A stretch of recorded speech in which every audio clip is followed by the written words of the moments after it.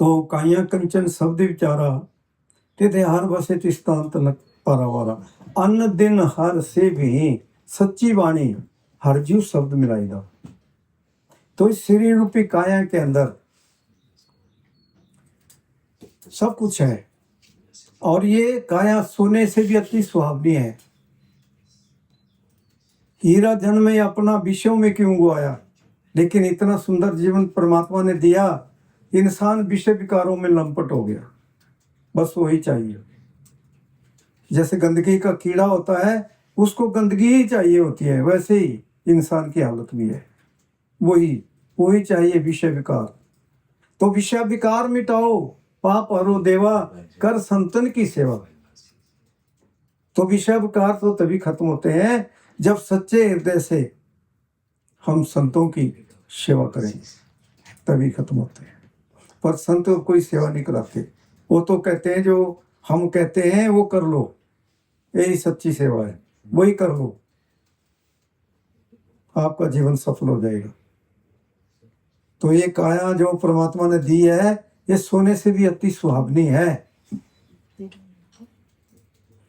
बहुत सुंदर है, ऐसी बनाई हुई है। ये हीरे जैसा जीवन है, लेकिन कौडियों जैसा गवा रहे हैं इसको, कौडियों जैसी कीमत बना रखी हुई है। तो हीरे बन जाओ, फिर देखो आपको क्या मिलेगा। और अन्न दिन हर से भी सच्ची वाणी हर जो शब्द मिलाएगा। फिर प्रतिदिन आप उस शब्द की कमाई करो, जितना भी कर सकते हैं शब्द की कमाई करो, और फिर आपको जिसकी तलाश है वो आपको मिल जाएगा। वो सारे खजाने मिल जाएंगे आपको, वो भी मिल जाएगा, वो सब कुछ दे देगा आपको, चाबी दे देगा आपके पास, लो मौज करो, खाओ, खर्चो, रले मिले भाई, टोट ना आवे, बद हो जाए, फिर बढ़ता ही जाएगा। बांटते जाओ, फिर कोई कमी नहीं आती। तो कमी हमारी अपनी है। तो समझा रहे हैं कि दर्शन भेंटत पाप सब नासे, हर्षों दे मिलाई। कहते हैं कि गुरु के दर्शनों का क्या फल होता है, सारे पापों की सफाई हो जाती है दर्शन मात्र से। दर्शन भेंटत पाप सब नासे, हर्षों दे मिलाई। और फिर वो क्या करते हैं, उस मालिक से मिला देते हैं, हर्षों दे मिलाई। फिर शिष्य कहता है कि मेरा गुरु परमेश्वर सुखदाई, पार ब्रह्म का नाम धराया, अंते हो इसकाई। कहता है कि मेरा गुरु तो परमेश्वर है, जिन्होंने मुझे बिठाया और पार ब्रह्म तक पहुंचा दिया, पार ब्रह्म तक का नाम दे दिया, सचखंड तक का नाम दे दिया। तो फिर मैं परमेश्वर ने कहूँ तो क्या कहूँ। मेरा गुरु परमेश्वर सुखदाई, वो सुखों को देने वाला है, सुखदाई। सगल दुख का डेरा बना, सारे दुखों का जो डेरे लगे हुए थे सब खत्म हो गए, आनंददायक जीवन हो गया। तो सगल दुख का डेरा बना, शांत धूड़ मुख लाई, पतिते पुनीत किए खिन भीतर, अज्ञान अंधेर बन जाई। तो जो पतित थे, बहुत बड़े पापी थे, सबको पवित्र कर दिया, सबको। तो अज्ञानता जो भरी हुई थी वो सब खत्म हो गई और ज्ञान के भंडारों के भंडार बन गए। पतिते पुनीत किए खिन भीतर, अज्ञान अंधेर जाई। तो फिर वो ज्ञान का सुरमा गुरु जो है डाल देता है, फिर हर चीज नजर आएगी आपको। तो कबीर साहब बहुत बड़े महापुरुष थे, उनकी एक छोटा सा दृष्टांत है। तो कबीर साहब अपने छोटी सी उनकी कुटिया थी, तो बैठे थे, तो कोई आया और कहने लगा कि महाराज मैं महात्मा बन जाऊं या गृहस्थी बन जाऊं। तो कबीर साहब ने कहा कि जैसा भी आपने बनना है बन जाओ, लेकिन मजबूत बनना, पक्के रहना, कमजोर नहीं पड़ना, डिगना नहीं है। कहता है महाराज मैं तो समझा नहीं। तो फिर थोड़ा सा और समझाया तो फिर कहता महाराज मेरी समझ में बात नहीं आ रही है। तो जो कबीर साहब की पत्नी थी लोई, लोई को आवाज लगाई कि लोई जरा थोड़ा बाहर आना। तो जब लोई बाहर आई तो कहा कि देखो कोई मेहमान आया है, जरा थोड़ा सा भोजन बना दो, एक दाल बना दो, एक सब्जी बना दो। तो वो समझ गई, उनकी भाषा को समझ गई। तो उसने भोजन बनाया, दाल भी बना दी, सब्जी बना दी। तो उसने दाल में नमक नहीं डाला, सब्जी में इतना डाल दिया कि कोई खा नहीं सके। सब्जी में इतना नमक डाल दिया कि कोई खा ना सके। तो कबीर साहब कहते हैं भाई परोस दो भोजन लोई को। लोई ने भोजन परोसा और उसने जैसे टुकड़ा तोड़ा और सब्जी के साथ लगाया और जैसे मुंह में डाला तो वो तो निकल गया उससे, इतना उसमें नमक, इतना नमक कि कोई खा नहीं सकता। तो देखने लगा भी अब क्या करूं, अच्छा चलो दाल से खा लेता हूं। जब दाल से खाने लगा तो उसमें नमक ही नहीं है, अब क्या करें। तो फिर कहता है, सोचता है कि चलो देखता हूँ कबीर साहब क्या करते हैं, वैसा ही करूंगा। तो कबीर साहब ने क्या किया, दाल सब्जी दोनों मिलाई और भोजन खा लिया, कर लिया। तो वैसे उसने भी किया कि भाई अब तो समझ गए, अब तो समझे। कहता महाराज मैं अभी भी नहीं समझा। तो फिर कबीर साहब कहते हैं कि लोई मैं बाहर बैठा हूँ, धूप लगी है और सूरज चढ़ा हुआ है, मैं जरा थोड़ा कोई ग्रंथ पढ़ने लगा, मोमबत्ती जगा के लाओ। तो लोई सोचती है भी इसमें भी कोई बात होगी, इतना बड़ा सूरज चढ़ा हुआ है और मोमबत्ती से क्या कोई ज्यादा प्रकाश हो जाएगा। तो सोचा भी इसमें भी कोई बढ़ाई होगी, तो वो मोमबत्ती जला के रख दी। तो उन्होंने पढ़ा, फिर पूछा भाई आप समझ आई कि महाराज मेरे को अब भी समझ नहीं आई। तो कहते हैं मेरे साथ चल पड़ो। तो चल पड़े। तो आगे गए तो बहुत से साधु लोग बैठे हुए हैं, जो कपड़े रंगने वाले होते हैं, बैठे हुए हैं लाइनों में और पैसे इकट्ठे कर रहे हैं। तो एक साधु को पूछा, कोई 80-90 वर्ष का था, वो पूछा उसको, 80 का साल का था। तो उसको पूछा कि आप कितने वर्ष के हैं। तो कहता है कि महाराज मैं इतने वर्ष का हूँ, 80 वर्ष का हूँ। दूसरी बार पूछा, तीसरी बार पूछा, उसने वही कहा। कोई उसके अंदर कोई ऐसा कोई भाव नहीं आया कि कोई ऐसी कोई उत्तेजना आ गई कि भाई इसने 20 बार पूछ लिया, इसको पता नहीं लगता। तो फिर उसको पूछा भी देखो लगा, आपको पता लगा कि महाराज फिर भी नहीं लगा पता। कहते हैं देखो 20 बार इसको पूछा, अगर तेरे को 2 बार पूछे तो तू तो गुस्से में आ जाएगा, तू तो गुस्सा कर लेगा। इसको कोई गुस्सा नहीं आया, इसने तो 20 बार उत्तर दिया, हाँ महाराज इतने वर्ष का हूँ, हाँ जी इतने वर्ष का हूँ। अब तो पता लगा कि साधु बनना है तो ऐसे बनना, गृहस्थी बनना है तो ऐसे बनना। अगर नमक ज्यादा हो गया है, अगर आपकी पत्नी अगर नमक ज्यादा डाल देती है तो कोई बात नहीं, उसको कोई ऐसी उल्टी सीधी बातें नहीं करना उसके साथ, उसको धमकाना नहीं है, हो जाता है। अगर नमक नहीं भी पड़ा, उसको याद नहीं रही, तब भी क्या हो गया, तब भी कोई गुस्सा नहीं करते, शांत रहो हमेशा। ये सबके लिए है, ये सबके लिए है ये ज्ञान। कोई भी बात हो जाए, लेकिन पति पत्नी होते हैं आपस में झगड़ जाते हैं, झगड़ा कर लेते हैं। प्यार से रहो, प्यार का जीवन है, प्यार से जियो अच्छी तरह से, प्यार का जीवन है। अगर झगड़ेंगे आपस में तो क्या होगा, फिर कितनी बुरी बात होगी। तो जो कहते हैं तीर से जो कमान से जो तीर निकल जाता है वो इंसान पर ही लगता है, निशाने पर लगता है। तो उसका घाव जो है वो सदा याद रहता है, वो कभी भरता नहीं है। उसकी याद आती है जो दुर्वचन बोले होते हैं।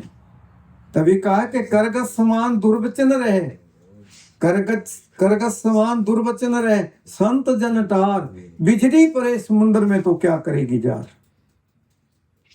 तो संतों महापुरुषों के वचन बड़े अनमोल होते हैं, बड़े मार्मिक होते हैं, लेकिन जो ऐसे लोग होते हैं उनके वचन तो ऐसे होते हैं कि अगर कहते हैं कि जैसे महापुरुषों के वचन होते हैं वो तो बहुत समुद्र की तरह होते हैं, वहां बिजली भी गिर जाएगी तो कुछ नहीं बिगाड़ सकती।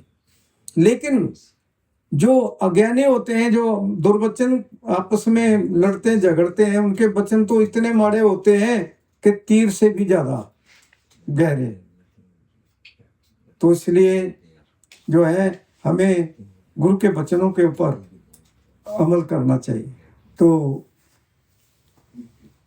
बंधु गुरु पद कंज कृपा सिंधु नर रूप हरि हरि महामोह तम पुंज जासु महामोह तम पुंज जासु बचन रवि कर निकर। कहते हैं कि गुरु जो होता है, गुरु महाराज के जो वचन होते हैं वो बड़े सार मगज के होते हैं। बंधु गुरु पद कंज कृपा सिंधु नर रूप हरि महामोह तम पुंज जासु बचन रवि करने कर। तो उनके वचन जो होते हैं बड़े बहुत गहराई के होते हैं। अगर उनके वचनों के ऊपर अमल किया जाए तो फिर आप कहीं भी बैठ जाओ, कहीं भी बैठ जाओ, फिर आपका भजन चलना शुरू हो जाएगा। क्योंकि गुरु तो एक ऐसे हैं जैसे समुद्र की तरह, उनके वचन तो बहुत गंभीर होते हैं, बहुत गहरे होते हैं, समुद्र की तरह होते हैं। तो इसलिए जो है हमें भजन सिमरन करना चाहिए। और वैसे तो दुनिया में जिसके ऊपर परमात्मा की कृपा होती है वो तो निकल पड़ता है, जिसके अंदर वो शुभेच्छा जाग जाती है, जो शुभेच्छा जाग जाती है, जिसके अंदर जाग जाती है वो चल पड़ता है फिर गुरु की तलाश में। तो गुरु की तलाश में जब निकल जाता है तो फिर गुरु तो मला के समान बैठा होता है कि कोई आए और उसको पार लगा दिया जाए। मनुष्य नाम शस्त्रेषु कदाचित् सिद्धा नाम कश्चन माम वेदी तत्वतः। कि हजारों मनुष्य में से कोई एक होता है जिसमें वो शुभेच्छा जागती है और वो फिर गुरु की तलाश कर लेता है। गुरु कहीं भी बैठा होगा वहाँ तलाश करके वो पहुंच जाता है। और फिर गुरु जब वहाँ बैठा है तो वो थोड़ी सी तवज्जो का उद्भार देता है और आत्मा ऊपर आ जाती है। तो फिर क्या कहते हैं, सर्वभूतात्मानां सर्वभूतानि चात्मानि ईक्षते योगयुक्तात्मा सर्वत्र समदर्शनः। तो फिर थोड़ी सी तवज्जो का उभार देते हैं, उसमें प्रकाश हो जाता है। अनहद शब्द महावाक्य नित्य निरंतर आवाज गति से चलना शुरू हो जाता है और फिर उसके आनंद लग जाता है। फिर वो सुख मिलता है, वो शांति मिलती है जिसका वर्णन है। गुरु ऐसा कुछ देता है। तो ये अवसर जो हमें मिला है बड़े भागों से मिला है, लेकिन इसको ऐसे ही खो रहे हैं। एक दिन बीत जाता है और फिर एक महीना बीत जाता है, फिर बरसें बीत जाती है और हम कोरे के कोरे ही रह जाते हैं, कोरे के कोरे ही रह जाते हैं। तो फिर जिस चीज की प्राप्ति के लिए हम आए थे वो फिर कब करेंगे? उतने में काल के दूत आके खड़े हो जाते हैं कि भाई अब चलो छोड़ छाड़ करके सब कुछ, अब तुम्हारा कुछ नहीं है। फिर चलना पड़ता है, फिर कुछ भी साथ में नहीं जाता, फिर जमों की मार खानी पड़ती है। जब जमराजा आन पड़ोगे नेक धरत नहीं धीर, मुंगरिन मार के प्राण निकासत नैनन भरायो नीर, नाब न बेड़ा दो गनेड़ा खे बेटा है बेपीर, घर तिरिया दंगी बैठी मात पिता सुतवीर, माल मुल्क की कौन चलावे संग न जात शरीर, लेके बोरत नर कुंड में व्याकुल होत शरीर, नर अब से चेतो माफ होए तकसीर। लेकिन हम चेतते नहीं हैं। अगर चेत जाएं और अपने धाम को चल पड़े तो फिर धोखा नहीं है। फिर धोखा कहाँ व्यापे जय गुण गाई। फिर धोखा नहीं रह सकता। धोखा तो तब तक है जब हम धोखे में पड़े हैं। फिर इस संसार का कुछ भी हमारे साथ नहीं जाता, कोई चीज़ नहीं जाएगी इस संसार से।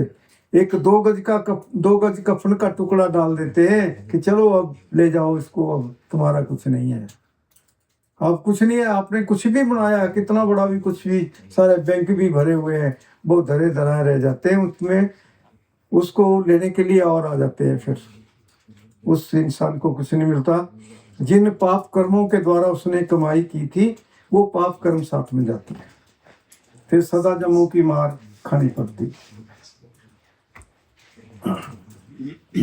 तो कहा है, जाएगा इस जहां से कोई ना साथी होगा, जाएगा इस जहां से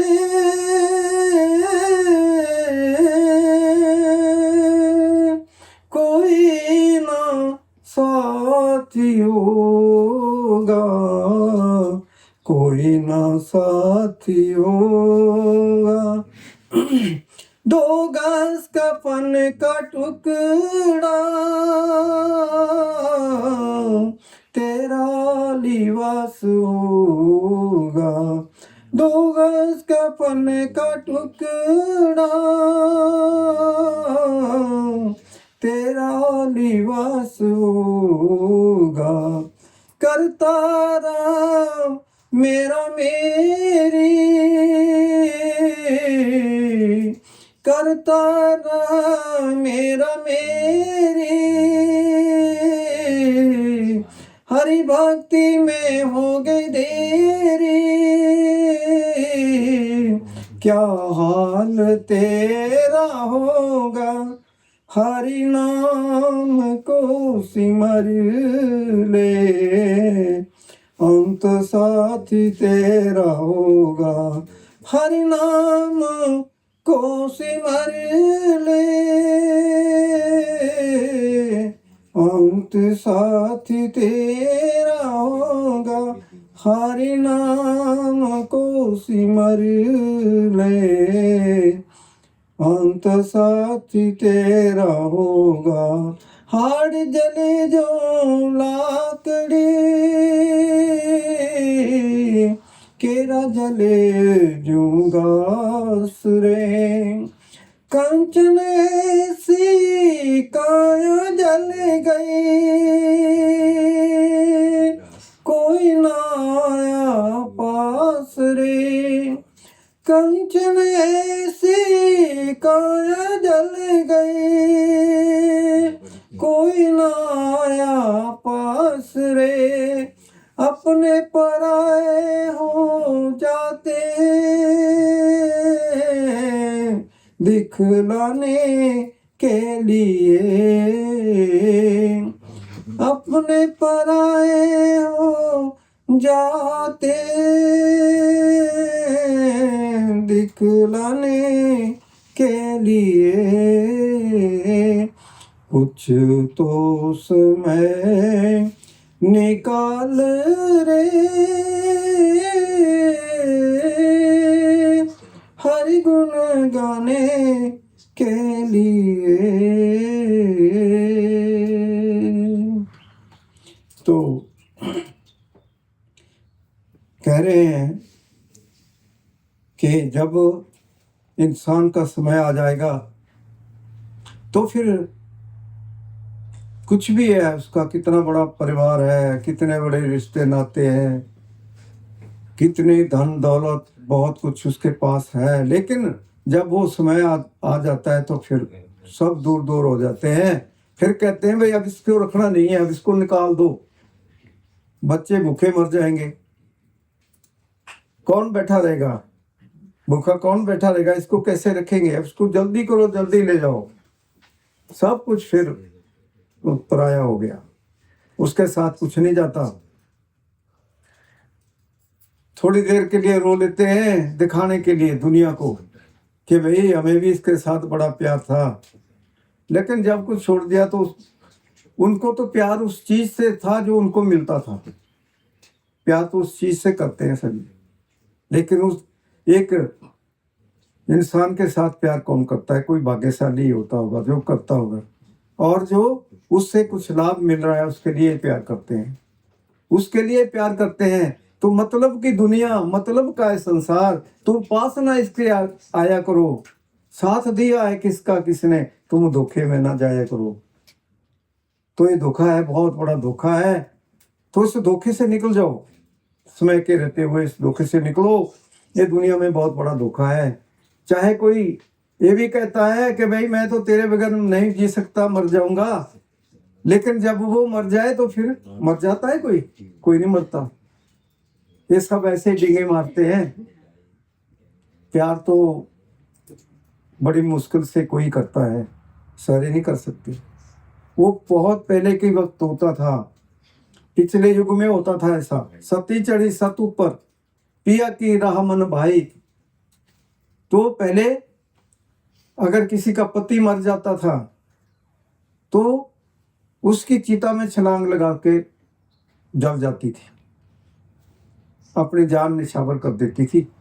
लेकिन अब तो देखते हैं भैया, चलो 12-15 दिन हो गए, अब दूसरी शादी कर लो। अब ऐसा है। तो ये मतलब का संसार है, यहाँ कोई किसी का नहीं है। तो कैसे सूत कैसे माता पिता, माया निर्मित सब नाते हैं, कर्म विवश मृत्यु लोक में, जीव आत्मा आते और जाते हैं। करोड़ों युग व्यतीत हुए, सृष्टि बने संसार बने, मात पिता पुत्र उतनी न जाने कितनी बार बने। मिट गई कितनी बार ये सृष्टि, पर आवागमन का चक्कर ना मिटा। 1,84 का ये चक्कर चलता रहा, न रुका कभी। यह रिश्ता मन की कल्पना है, या हर रिश्ता मन की कल्पना है, या हर रिश्ता मन की भावना है। जिसे तुम अपना समझते हो सब सपना ही सपना है। ये सपने में ही हुआ सब कुछ, बाकी वो सच्चाई नहीं मिली। सच्चाई कोई भाग्यशाली है, अगर मिल गई तो मिल गई, नहीं तो कहाँ मिलती है। तो ऐसा है। तो सच्चा साथी कौन होता है? परमेश्वर होता है, जो सदा सदा हमारे साथ होता है। गुरु मेरा संग सदा है नाले, सिमर सिमर सदा संभाले। जब जमन उसको लेने के लिए आ जाते हैं तो गुरु खड़ा हो जाता है, खबरदार किसने हाथ लगाया तो उसकी तरफ नजर भी की तो देखा भी तो आंखें निकाल देंगे। तो आंखें निकाल देता है गुरु। फिर उनकी भागना पड़ता है उनको, वो हाथ नहीं लगा सकते कि मेरा जीव है, इसको मैं लेकर के अपने धाम में जाऊं। तो फिर गुरु अपने धाम में उस सिंहासन के ऊपर बिठा करके जाता है। फिर वो बाजे बजते हैं, वो आनंद होता है, वो जय जयकार होती है, वो फूल बरसते हैं, जैसा इस संसार में नहीं है। इतना आनंद होता है उस वक्त। तो स्वामी जी महाराज जी के समय का एक वाक्य है, वैसे समय तो बहुत हो गया है। तो एक वाक्य है कि कोई एक बीबी थी, तो उसने स्वामी जी से नाम लिया हुआ था, स्वामी जी महाराज से नाम लिया था।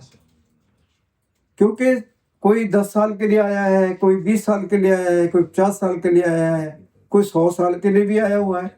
अपने अपने कर्मों को लेकर के आते हैं। कर्म प्रधान विश्व रच राखा, जो जस तास फल चाखा। तो जैसी जैसी करने करके आते हैं वैसे वैसे भोग भोगने पड़ते हैं। तो उसने नाम लिया स्वामी जी महाराज से, तो बहुत अपने गुरु से बहुत प्यार करती थी और बहुत सेवा करती थी। तो उसके अभी एक ही बच्चा हुआ, छोटी उम्र थी। तो उसको बुलावा आ गया परमात्मा का कि भाई चलो अब तुम्हारा समय हो गया। तो धर्मराज के दूत खड़े हो गए, तो स्वामी जी महाराज आ गए, खबरदार इसकी तरफ किसी ने देखा भी तो ये मेरा जीव है, इसको कोई नहीं हाथ लगा सकता। तो भाग गए। तो स्वामी जी महाराज फिर उसको अपने धाम लेके गए। लेकिन जिस समय स्वामी जी महाराज आए तो उसको इतनी खुशियां हुई, उस वक्त इतनी खुशियां होती है, इतना आनंद मिलता है, इतनी खुशियां मिलती है जिसका वर्णन नहीं। और उसका बच्चा रो रहा है दूध के लिए।